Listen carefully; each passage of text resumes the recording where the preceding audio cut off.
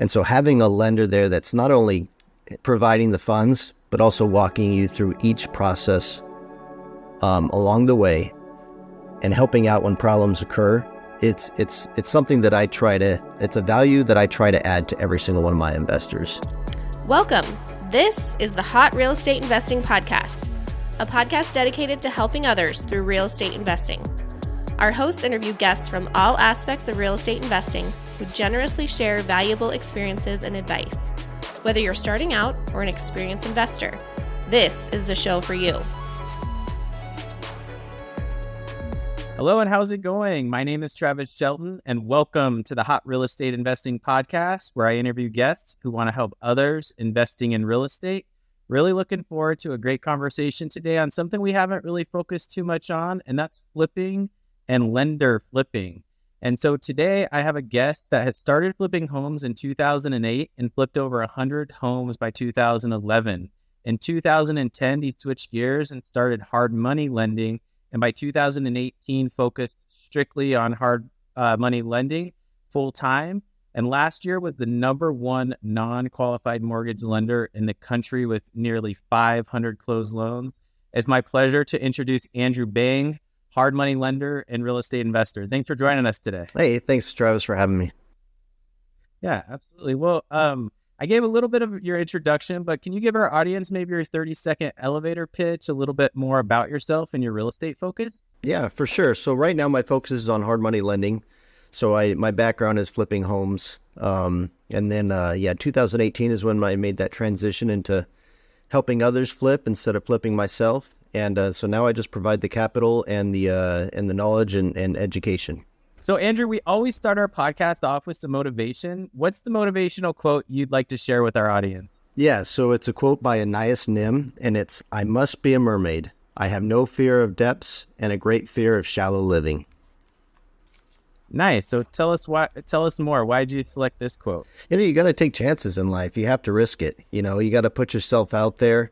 And something my wife says is, if you don't go up front, you don't park up front. And it's the same thing. It's you got to put yourself out there and take risks. And if you don't, then you're never going to achieve those goals that you set. No, I couldn't agree more. Definitely got to get out there and experience the world and take some of those leaps of faith and take some of those risks, or, what's there to live for and what are you ultimately going to achieve in life if you don't take some risks. So thanks for sharing that motivational quote. So transitioning into the main topic, Andrew, how can you help our audience of real estate investors? What knowledge would you like to impart on our audience today? Yeah, so maybe just a little bit from where I came from to where I am now. I graduated from Arizona State with an accounting degree. I was an accountant for about 6 years, and I didn't enjoy it, sitting behind a desk. I wanted to get out there and really use my hands more, be out in the field, doing something more service-oriented. I heard about trustee auctions in 2008, and so I attended one. I kind of saw how the process worked, and in March of 2008, I bought my first property, and within 3 months, I'd flipped 5 properties. I stopped being an accountant, and I started being a real estate investor full-time. And like you said in the opening, by 2011, I had flipped 100 homes. And while you're at the trustee auction and buying all these properties, you get introduced to all these different strategies. Wholesaling, buying direct to owner, creative financing, and one of those was private money lending. So I did my first private money loan in 2010. I bought a property at the trustee auction, and then I sold it the same day I bought it. I really sold the contract to another investor for $5,000, made it an assignment fee, and then I carried the note at 18%. And so I made $5,000 in one day, made 18% of my money for 3 months while someone else carried the risk. And I was like, well, that's the easiest money I've ever made. But it took me till definitely. Yeah. But it took me until 2018 to really realize that's where I wanted to focus. So I flipped homes as my main focus until then. 2018, I decided I wanted to really focus on the private money, hard money lending side of flips. And I joined Boomerang Capital. I am an employee for them, just a loan originator. So I was 10 years being my own boss. I had a transition to having a boss again. But the other part of that is I really liked having someone else pay for my insurance. Sure. So I was like, what I told them, I was like, look, I've been my own boss for 10 years. I realize there's going to be a little bit of transition, but I just want my own office, someone else paying my insurance, benefits, taking care of that. I just want to go out there and sell. And they were happy to have me. And since then, I've really grown a nice portfolio of the clients that I work with, that I lend money to. And then, of course, I love working with first-time investors. Everyone's got to start somewhere. And Absolutely. with my background is with flipping homes, it's a different perspective than other hard money lenders who have a mortgage background or a commercial banking background. Because when I look at a loan, at a property, I look at it as if I was flipping it myself. And so I'm very straightforward with investors, giving them my honest opinion about the value, whether they're going to make money, about the rehab. If they want some ideas with the design, of course, I will provide that. I'll walk through properties with them. You know, when you're buying a home for the first time and flipping it, the biggest obstacle is fear. What am I getting into? What can go wrong? And how can I lose money? And so having a lender there that's not only providing the funds, but also walking you through each process along the way and helping out when problems occur, it's something that it's a value that I try to add to every single one of my investors. It's very unique. You know, I hadn't really heard of someone that's lending, like you said. You have a unique experience. I mean, from an accountant to a flipper to a lender, you know, you bring a lot of value, I think, to investors that are going to, borrow money from you. So, so you actually physically will go and walk properties with investors and kind of give them your 2 cents on some of their designs and all those sorts of things? Yeah, I'm their cheerleader. You know, I'm going to go there and before they buy the house, especially for first-time investors, they like to have someone come along that has some experience. And I will absolutely provide that. I enjoy getting out, looking at properties and letting people know, hey, this is what I like about it. This is what I don't like. So if you do go ahead and buy this deal, now the first thing is I want you to love this deal. I want you to have this is the house that you want to flip. You know the numbers. You like it. Now, I also like it, but these are my concerns. I like those kind of conversations with investors. But then after they buy it, when they're in there, there's two different kind of investors. There's the investor that wants me to come look at the property and give ideas of what they should do. And there's some investors that want me to go look at their property and just give them positive feedback about the design choices they've already made. And I can provide both. Yeah, I can be their cheerleader if they need a cheerleader, which is what a lot of people want. They just want to know, oh, this kitchen design that I chose looks great. The colors on the walls that I've tried, you're right, they look great, and the flooring and all that, and just give them a little pep talk there.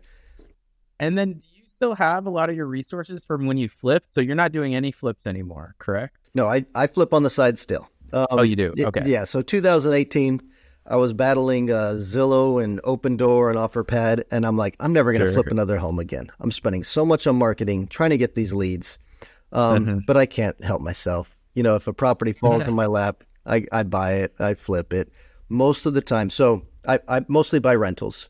I like the buy and hold is really where I'm at because it's just less than my time. I have contractors in all the cities that I lend. I have my team set up. So if I do buy a property, it's I just hand it over to them and then they take care, they remodel it. Property manager finds the tenant and I'm not as involved. With my flips, I always partner up. I want my time and my focus to be used on hard money lending. That's what I enjoy. That's what I feel like I'm good at. That's where my talents are.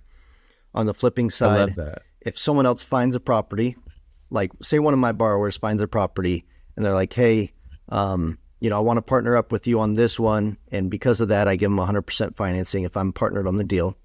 And then we split the profits, but they will be the one on site managing the contractors, doing the design choices where they can call me up and get my opinion, but they're going to be the hands-on investor in the deal. Yeah, boots on the ground, doing all the work. Absolutely. Getting an amazing financing opportunity with you. Yeah. I love how hands-on you are, I think, with knowing the flipping game and then lending on the flipping game. You know, it's just not, like you said, that's very unique within the hard money space. And honestly, I can't really think of many people that are still doing both or doing have that expertise. So you really are probably able to look at these deals and really underwrite them well and really know what the value are. So I'm sure your investors are getting a ton of value out of that. Maybe can you share with us some of those reasons? Like, what is one of the main reasons why flips fail? What do you see in your experience? Yeah, absolutely. So, right, that's what this podcast is about here, and I wrote a book about it, Why Flips Fail, and so I took, and for the book, I took everything I learned while I was flipping homes, and then I took everything I learned from doing, 1,500 loans within the last 3 years, and I looked at everything that went wrong that I did, and I've looked at everything that went wrong with investors that I've funded, and I've combined those two. And that's what my book's about. And I don't focus on the obvious. So the obvious is if you buy a house for $200,000 and the most that house is ever worth is $220,000, no matter what kind of rehab you do to it, you're going to lose money on it. Whether you put $10,000 into it or 200 or 100,000 into it, it's not going to sell above 220 if the comps say 220. So once you find a property at the right numbers, where there's enough margin for the rehab and for the profit, what can go wrong at that point? Because that's what all first-time investors want to know. It's like, hey, I found the property. I love the property. The numbers on the page, it's a home run per the numbers. What can go wrong now? The number one thing I see that derails a project before it gets started is too many partners in the deal. Too many opinions, and then the JV agreement that they've written up, or they don't even have one, is not clear enough on who has what responsibilities, who is making the design choices, who is managing the contractors, who's going to list the property or who's going to manage the real estate agent. And then on the money side, who's bringing in the down payment, who's making the monthly payments, who's paying the utilities, who's taking care of the insurance. Everybody needs to have a responsibility, have it listed out. And then if there's too many partners in the deal and it's just a recipe for a default loan and a project gone sideways. And I can give you just a quick example. Sure. Marcus and Eddie.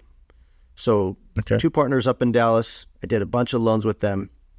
They flipped 6 homes. They did really well on them. Marcus was the money man. He was in charge of the finances and he was in charge of finding the property. Eddie was a general contractor up in Dallas, does great work. I even referred him out to other investors because I saw his quality of work and his prices. They were great. They're flipping homes. They did about 6. They went great. They made good money. We like them as borrowers. We're going to lend to them as many as properties as they want to do.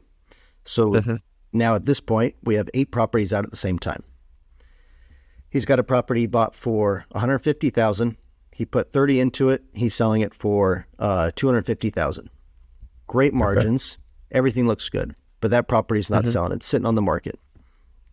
And then Mark has a heart attack. He's in the hospital for a week. We don't know what's going to happen there. It's not a good situation. They miss a payment while he's in the hospital. So I call up Eddie and I'm like, Eddie, I understand what's going on, but do you have access to the financials? We need to make a payment. We don't want to go into default here and start these late fees because you got all these projects going at the same time. We got rehab draws. There's a lot going on. And he goes, I have no idea. Mark took care of all that. So Eddie has to get involved, and he finds out that the books are totally disorganized, that they have seconds out on all these properties.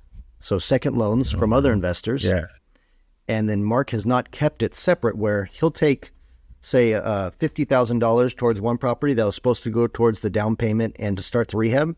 But that money has been cross-collateralized with all the properties, having bought materials and it's not organized. So this property that he had listed for $250, they get an offer at $220. And I'm saying, Eddie, take this deal. You'll still make money. You'll get this one off your books and you'll be able to make your payments on these other ones. And he goes, I can't take it. We've got the second on there. I'll lose money at $220. So they end up losing all their properties. And there needs to be transparency between partners. Yeah. There needs to be listed responsibilities. It's very important that everyone knows what's going on and where the money is. For sure. Do you see is there like a happy spot there? Is, like you mentioned, you partner on all yours. It seems like maybe 50-50 or one end of their individual. I mean, is there a number that you recommend out there? Like, hey, don't go above 4 in a partnership because then, everyone's, percentages is too diluted, or any recommendations there? Yeah, I think 2 partners is probably the max. I mean, it can work with any number of partners, right? As long as everyone's on the same page. But the more people you have involved in the deal, the more opinions there are. And then what happens is when a deal goes sideways, who is involved in the deal that has something to lose and who is involved in the deal that only has something to gain? Yeah. Who doesn't have any assets in it? Who didn't put any money into the down payment or the monthly payments? It's that partner that is pushing these riskier situations in the hope of making money in the end.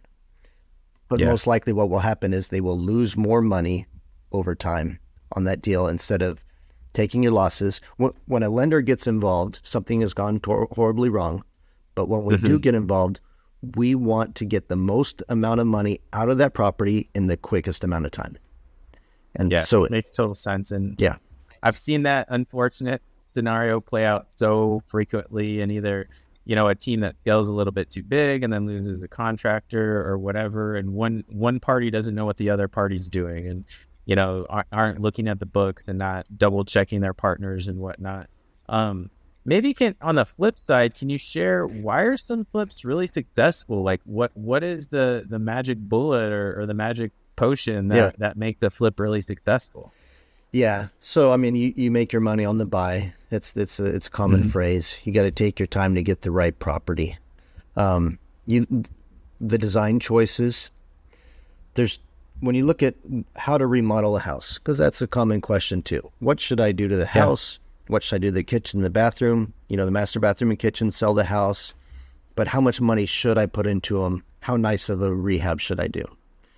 And I say, well, there's two ways of looking at this. And there's investors on both sides making money. The first way is I want to make something original. I want to create something that stands out, that is distinct in the neighborhood. And then the other side is copy, copy, copy, and copy. So I say, when you buy a house, do you want to fit in with the neighborhood and the comps, or do you need to stand out? For a first-time investor, I say, focus on a home that needs to fit in. Just put lipstick on a pig. Just a nice cosmetic update. Find out what has sold in that neighborhood and copy the proven model. Copy what they have already done. After you've done a few of those flips, then you buy the property in the historic area. And then in the historic area, you want it to have character. You want it to stand out and be original. But other than that, just go with the easy cosmetic rehab. You're just doing low grade materials, but it's brand new. So it looks nice. It's turnkey. The more rehab you put into a property, the more chance you have of going over budget and finding new items that you didn't know about before. So keep it simple, keep it quick, keep it cheap for your first couple ones so you understand the whole process. And then once you understand that whole process, then you can take some risks with some of the bigger rehabs. Plus, you're going to be building your team out, so keeping it super simple and identifying the subcontractors or contractor GC you want to utilize is super imperative, especially on those easier ones, because you don't want to run into one of those historic situations where it's a flip and they're not utilizing the right materials or breaking rules within a historic area. So there's a lot of things that can go wrong if you go maybe too quick. So I like that kind of starting slow and building your way up.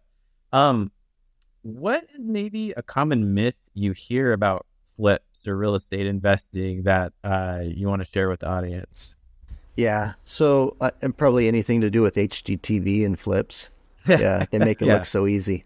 They don't focus on the holding costs enough, I don't think. They don't focus on the closing costs, because when you're buying a property, if you have a hard money loan, you've got a payment every month. You've got utilities, insurance, and taxes every month. And you need to calculate what it's going to cost me to hold that property. So when someone's flipping a property that's about $300,000, I say, you're about $1,000 every week. So if you're deciding, should I do the in-stock cabinets or the cabinets that take 4 weeks to order?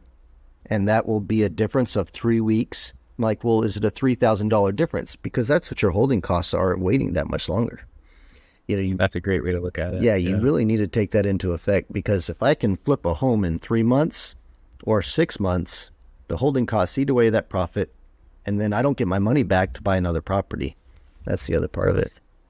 And I've seen that too out there. People wait and delay and make this perfect design, but it took them 6 months when they could have probably got the job done in 2 months. And those holding costs eat away at their profit, or the market turns, right? Yeah. Like in the last 6 months, it could do nothing but go up. But as soon as it started turning, people holding on to those properties thinking they were going to get 50,000 over asking really got hurt. And I know a couple personal friends that have lost money on flips because they just had too many projects going on and couldn't get rid of them quick enough. You'd mentioned, the success is on the buy, and obviously we always hear that in real estate investing. So where are you finding your flips? I mean, is it just wholesalers? Is it a lot of direct mail yourself? How are you finding your current flips in today's market? Yeah. So, wholesalers is a great place, especially if you're getting started. They have good deals and they have bad deals. They have deals that work for flips and deals that work for rentals. So don't think if you sign up for a bunch of wholesale deals, you're going to get your inbox filled with, something that you can jump on right away. You got to put in the time and look at enough properties and bid on enough of them, and you'll eventually find one. There's absolutely deals there. There's people making money in wholesale. Direct owner is the best way to get a good deal. It just takes more time and more money, with the marketing and understanding how to pitch directly to an owner. So there's a whole sales part of that, but you can't buy a property for $500 unless you're in someone's house and make them an offer for $500. So, and the only way to do that is direct to owner. And so you got to find those people that are distressed. You want to find the distressed owner or the distressed property. And you want to, target both, target one, find your niche, and you get a good deal. Are you, do you recommend any specific systems or lists, or, do you utilize that you see great success that you'd want to share with the audience? Yeah, so PropStream is really good. They're the national one, the biggest one out there. They have access to all the data in all the cities in the United States, not only for getting comps, which you need a good system for, but for building your list. They're going to have all the, the 30, 60, 90-day late notice lists. Those are the most popular lists that all the investors target. It's because there are distressed owners on that list. People are late on their mortgage, and they'll receive their 90-day late notice that if you don't make good on your mortgage, your property will go to auction in 90 days, and then 60 days and 30 days. And so that's a good list to target. I like out-of-state owners. If you look at the tax record and it says that the property address is different than where they're sending their taxes to, those are good lists. And then there's called list stacking, where you're looking for someone who's an out-of-state owner that's also received their 90-day late notice, that also has a HOA lien, that also has a tax lien, that also is in a divorce or whatever it is. And the more pain points you can find on a property, the more likely that person is in need to sell their house quickly. And they need a cash offer because maybe they've already spoken to 4 or 5 real estate agents, and all those realtors said, we can't help you out. Your home's it's not something I'd be able to list, or, and they need it. Someone to just come in and buy it. Yeah, there's no money there. Yeah. It's upside down. That's super helpful. Yeah. And I guess finally, Andrew, what advice would you give a listener who maybe hasn't started investing in real estate? The market, there's always the concern the market's, was too hot. Now where's it going? Is now a good time to invest in real estate? What are your thoughts around the current market? Yeah. Real estate flipping works in every single market. That's what's great about it. When I started in 2008, the market was just crashing, and I could buy any property I wanted in Phoenix for, they were as low as $30,000.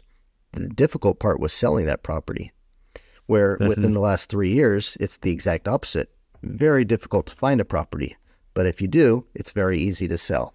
So you're either on one spectrum or the other, right? Flipping works in both because first-time home buyers, they love a property that's turnkey and they're willing to pay a little more for it. And so if you buy it distressed and fix it up, those first-time home buyers are going to buy it. That's what I've seen. If someone's looking to get into real estate investing now, I'd say it's a great time. Start educating yourself is what I'd say. Watch these podcasts, go to YouTube, find local real estate events that are going on and attend them. You'll meet so many people there, not only whoever's presenting and offering education, but talk to the vendors, talk to the people that are sponsoring the event. They want your business, and they'll help you on your journey to get to where you need to be to give them business. So if you come talk to the title company or come talk to the hard money lender and then just tell them, hey, this is where I'm at.